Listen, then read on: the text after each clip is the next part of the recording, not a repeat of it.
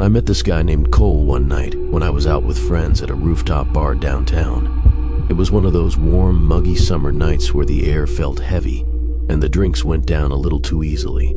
My friends and I weren't really looking for anything crazy, just a few rounds and some music, but Cole and I hit it off over a conversation about old school hip-hop.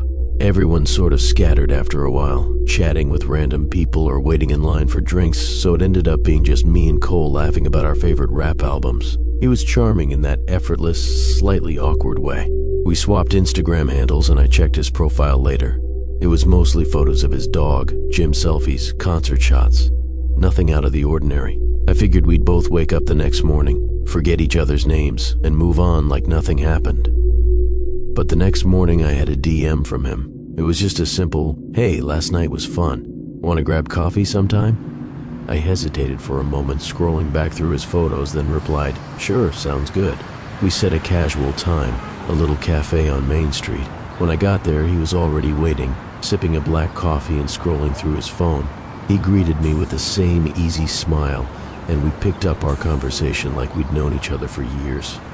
We sat by the window, sunlight catching in his messy hair, and talked about work, travel, even ghost stories. He seemed so normal, just another guy navigating life. But after an hour, as I was getting up to leave, he said, "By the way, did you hear about that girl who went missing near your apartment?" I paused, confused. "What do you mean?" He smiled again, this time a little too wide. "Never mind," he said. "It's probably nothing." The words gnawed at me for the rest of the day, their weight heavy on my mind. That evening, I slumped on the couch with my phone, mindlessly scrolling through local news articles, desperate for distraction. A headline stopped me cold. "Young woman missing near downtown." I clicked without thinking.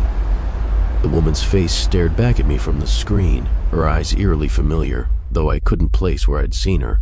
The article said she was last seen near my building 2 nights ago, the same night he and I met at the bar.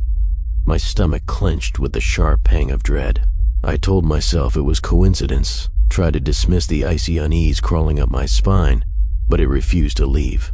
Later, when we messaged again, I forced casualness into my words. "That missing girl you mentioned, how'd you hear about her?"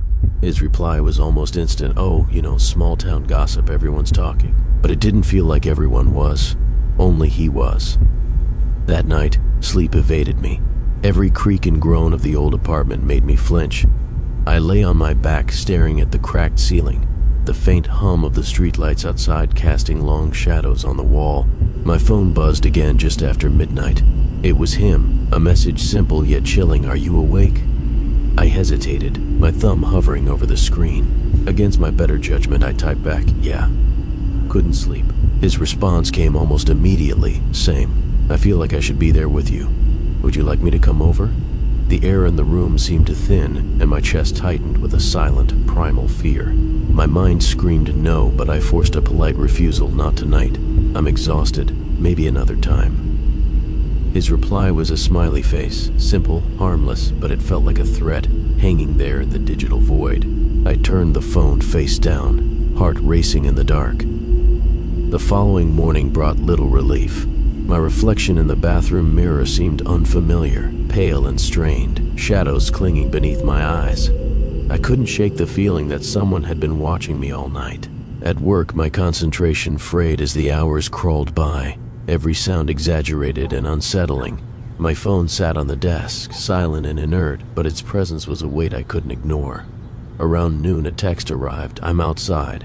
I just want to see you." My stomach dropped. I rushed to the window, peering down at the quiet street. There was no one there. I told myself it was just a coincidence, a joke. Still, I texted back, trying to sound casual. "I'm busy. Can't talk now." His response was immediate and far too calm. "I know. I'm patient. I'll wait." I shoved the phone into my drawer, but the sense of dread stayed, coiling tighter with each passing hour. That evening, I avoided the window entirely, drawing the blinds tight and keeping the lights low. Still, the oppressive feeling of being watched persisted, making my skin crawl. I moved from room to room, checking locks, ensuring doors were bolted. My phone buzzed again. "You're beautiful when you're nervous." My pulse spiked. My fingers trembled as I typed, "Who are you? What do you want?" No reply came. Silence pressed against me from every angle, heavy and suffocating. I considered calling the police, but what could I say? That someone was sending creepy messages? That I felt like I was being followed? I knew how that would sound. I ended up sitting on the floor of my darkened apartment, knees drawn up, waiting, listening. Every sound, the creak of pipes, the hum of the refrigerator, felt amplified, sinister. I must have dozed off sitting against the wall, my knees pulled tight to my chest like a frightened animal. Suddenly, a sharp knock on the door jolted me fully awake, pounding insistently through the silence. It was well past midnight. My heart slammed in my chest as I scrambled toward the door, each knock echoing in the cramped hallway. "Who is it?" I whispered, voice cracking with fear. No answer. I pressed my ear to the door, straining to catch any sound beyond my apartment, but all I heard was the dull hum of the overhead light. Then the knocking came again, softer, almost like a taunt. I dared to peek through the peephole, but the hallway was empty. My breath came fast, ragged. Suddenly, my phone vibrated on the counter. I grabbed it with shaking hands. The message on the screen made my blood run cold. "Why don't you let me in?" The message felt like ice crawling down my spine, freezing the breath in my lungs. I stared at the screen, my fingers trembling so violently I nearly dropped the phone on the cold kitchen floor. Who was sending this? How did they even get my number? My eyes darted nervously toward the door, as if the walls themselves were closing in to trap me. Another knock came, softer this time, slow, deliberate, like someone savoring the terror they were causing. Panic rose in my chest, tightening like a noose. I backed away, heart pounding wildly, mind racing in chaotic circles. Should I call the police, run out into the night, hide somewhere in this apartment? The space felt impossibly small, suffocating. Desperately, I grabbed a kitchen knife from the counter, clutching it like a fragile lifeline. The knocking stopped suddenly. Silence swallowed the room except for my ragged breathing. Then, barely audible, a whisper slithered through the door crack. "I'm already inside." A whisper slipped through the darkness, cold and cruel, chilling me to the bone.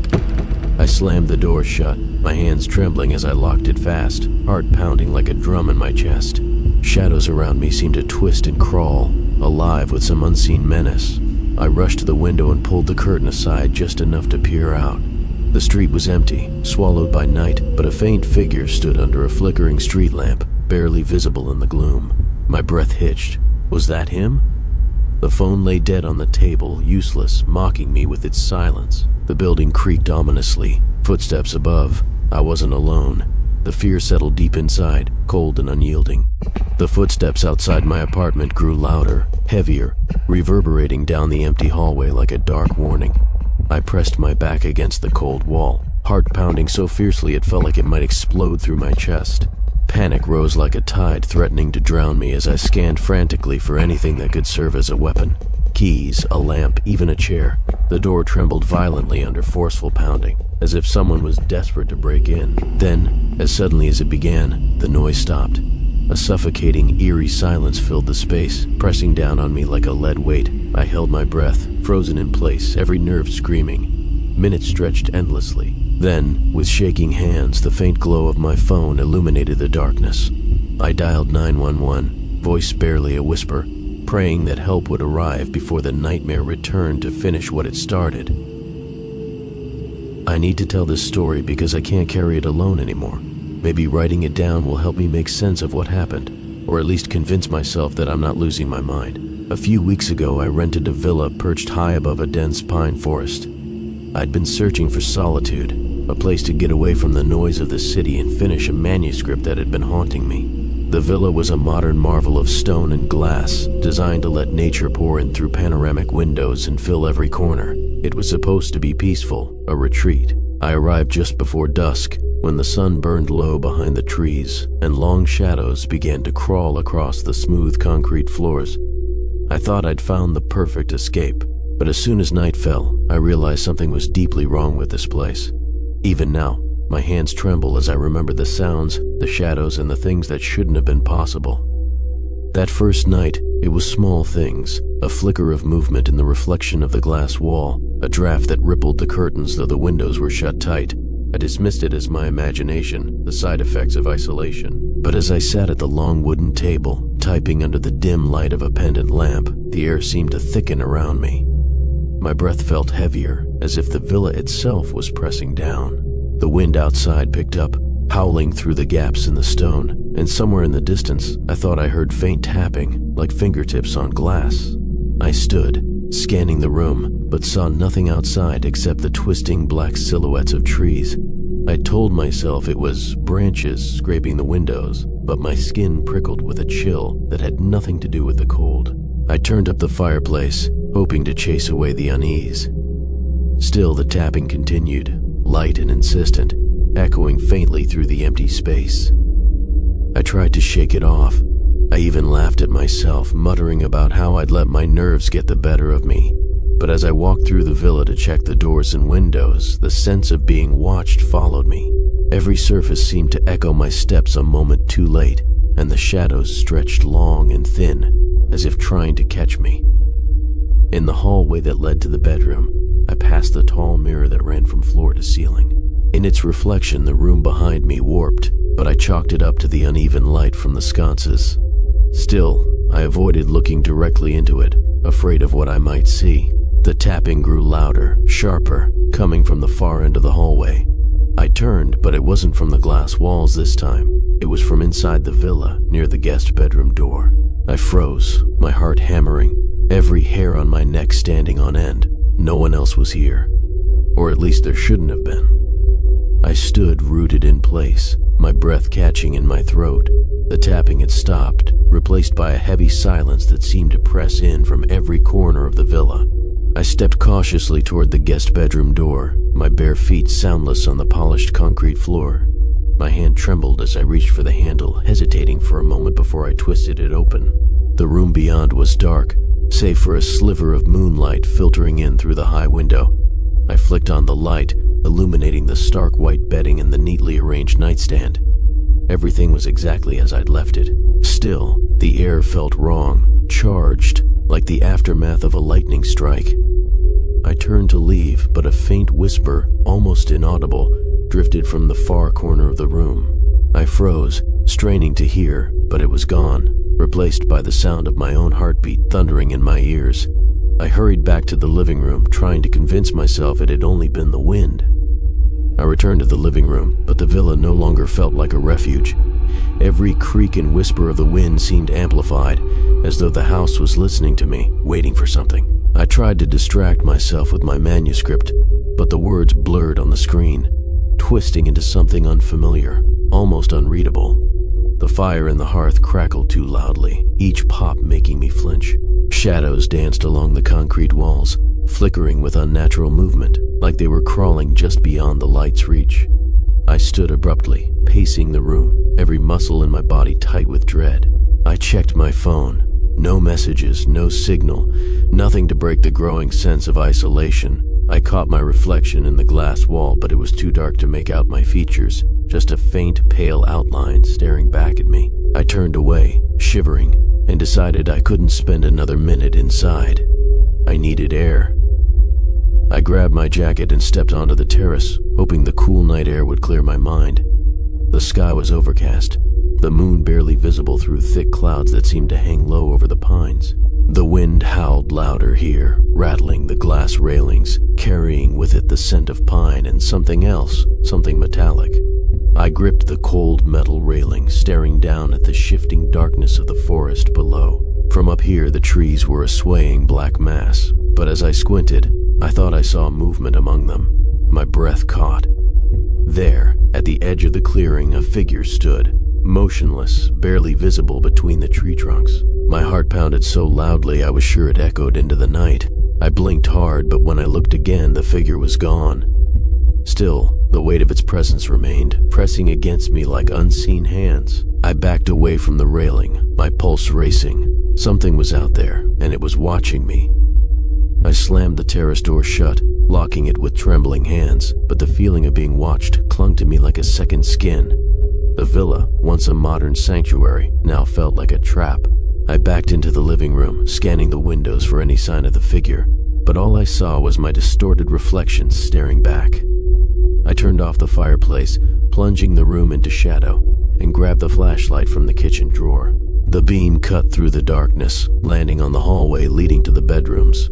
I had to check the rooms again, to make sure I was really alone. With each step, the flashlight's narrow cone of light danced over smooth walls and empty spaces, but my skin crawled with every creak of the floor.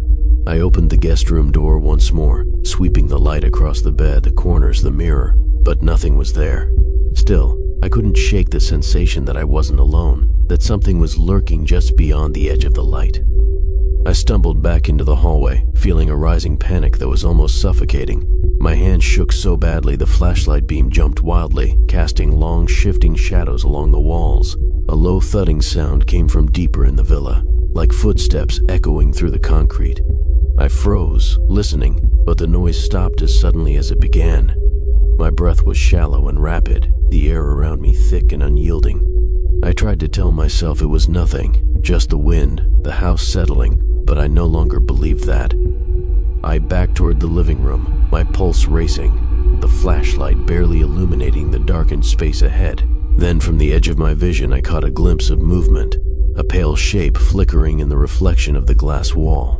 I whipped around, but the space behind me was empty. When I turned back, the reflection was gone, but the terror remained, seeping into my bones like the chill of the night air. I knew I couldn't stay in the villa any longer. Whatever was here with me, it wasn't human, and it wasn't going to let me leave easily. I grabbed my keys, fumbling with them as I made my way toward the front door, but as I reached for the handle, the air shifted. A sudden, unnatural cold swept through the villa, extinguishing the last glow of the fireplace and plunging the room into darkness. The flashlight flickered and died, leaving me blinded. My heart raced as I pounded the side of the light, but it wouldn't come back on. I was trapped in the dark, the silence pressing in so thick I could almost hear it hum. Then, from behind me, a low whisper brushed my ear, words I couldn't understand but felt deep in my chest, like a warning. I spun around, but there was no one there. Panic surged, and I lunged for the front door, yanking it open into the pitch-black night, desperate to escape whatever was now inside with me. I stumbled outside, the cold night air hitting me like a wave as I slammed the door shut behind me. The forest loomed, silent and dark, but I didn't look back. My breath came in ragged gasps, heart hammering as I ran down the stone path away from the villa. The moon finally broke through the clouds, revealing the twisted shapes of the pines reaching toward the sky like skeletal hands. Behind me I heard the faintest echo of that whisper, carried on the wind, a promise that the villa's shadows had not released me. I kept running, not daring to stop until the lights of the nearby town flickered in the distance. Safe, for now. But the villa's presence clung to me, a dark stain on my memory. I write this warning to anyone who seeks solitude in places where walls are made of glass and stone. Sometimes the most modern homes hide the oldest terrors, and some shadows never leave.